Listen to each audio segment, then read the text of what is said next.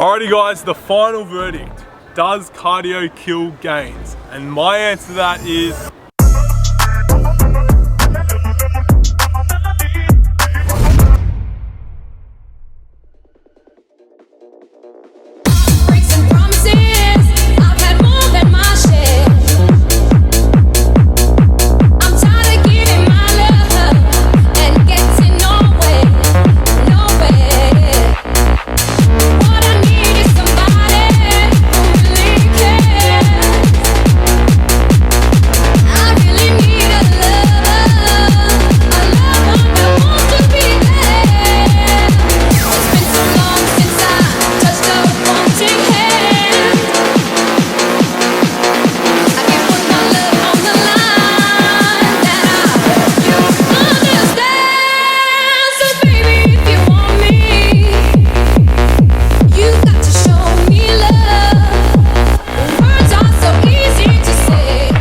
What's up guys, in today's video we're going to be covering the topic, does cardio kill gains?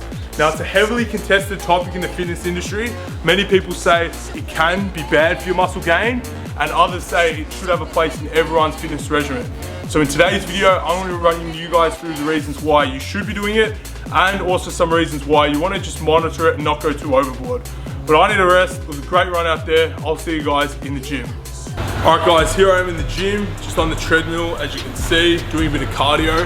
Now I want to start today's video just giving you guys a rundown of calories more generally, because calories are so important, understanding them is so important to really comprehending the muscle building process. So basically, when you are eating more meals and trying to put on size and muscle, that is what's known as a caloric surplus. However, when you're eating more than you normally would with the goal of putting on muscle, your body can't put all that excess food in towards the muscle building process. A lot of times that extra food can be stored as fat, and that's obviously what you want to avoid. So a bit of cardio in your daily routine can really help to eliminate that fat storage and can help try and build a lean, muscly physique, which is what everyone wants. And that's what I would advise, to do a bit of cardio, just so the size of the surplus isn't so large to where your body has to put some towards fat storage. So do a bit of cardio, decrease that size of the surplus a little bit, and it'll make you feel and look a lot better in the long run. That's the first thing. All right guys, the second little positive that cardio brings is actually directly attributed to your workouts, your muscle building workouts. So you know that feeling when you're close to failure, you can't do any more reps in your set?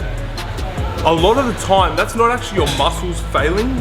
It is often, but it's not always. A lot of the time, especially when doing a lot of reps on squats or big compound movements, you get puffed out. Now, if you're doing a bit of cardio in your daily routine and becoming more physically fit, that will hopefully prevent that from happening, and you'll be able to go for longer, lift for longer, and you'll fail when your muscles are failing and only your muscles are failing. So it won't be your cardiovascular system struggling to keep up with the workload and the intensity. And that's the main thing I found when I started incorporating more cardio into my workout regime. I found that I could lift for longer and at a higher intensity because I was more fit. So that's the second thing, and that's a very crucial point of why I would recommend you guys do some cardio. So I'll see you guys on the bikes and I'll take you through the next thing. Alright guys, just here on the bike now, and I'm going to run you through the third main benefit of doing cardio. So for myself, I've really found this to be true. When you are intaking a lot more food, like I was talking about before, with the goal of putting on muscle, you want your body to work with you in that process. And when you're ingesting high quantities of food, you want your digestion and your metabolism to be at an all-time high, as well as your appetite to eat more food as well.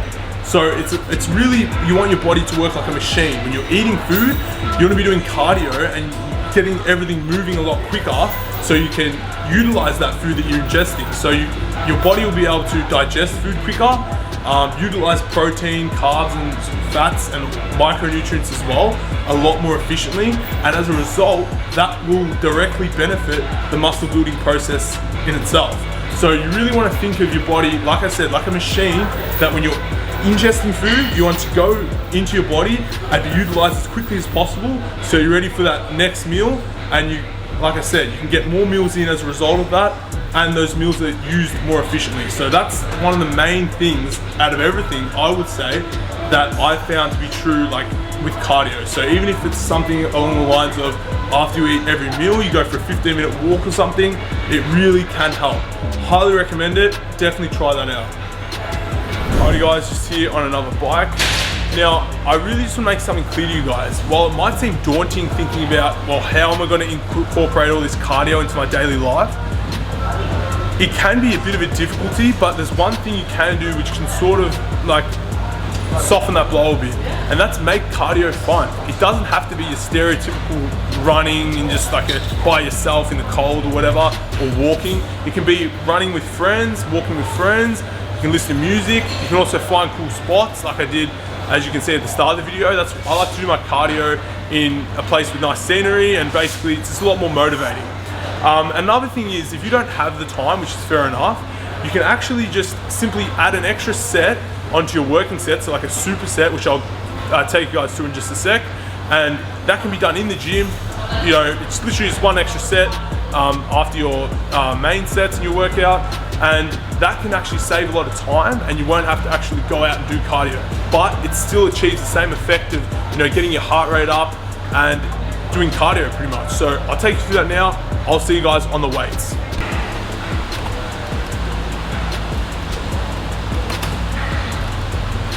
Okay guys, so what the superset is, I just do my working set at a higher weight, so I'm on 15 now, I drop it to 10 and go straight away again, so at a lower weight. And what this does, it keeps my heart rate elevated because I'm doing exercise back to back, and it achieves the same effect as cardio. Elevated heart rate is exactly what you want. So you just rep it out. I'm gonna stop now, just for explanation. You just rep it out, keep going, and it'll work wonders. With all that being said, all the positives of cardio, there are some negatives for muscle building, and I'll touch on them at the bench. See you there.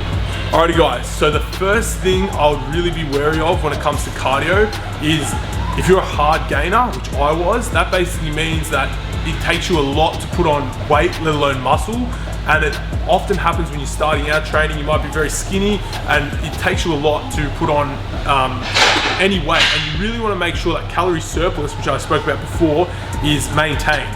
And the thing is, right, if you're doing cardio and you're burning calories, you want to make sure that you're not burning that calorie surplus. You want to make sure you can lower it a bit, but you don't want to go to the point where you're at maintenance calories or even a calorie deficit, which means you're going to lose weight, and that's obviously not what you want.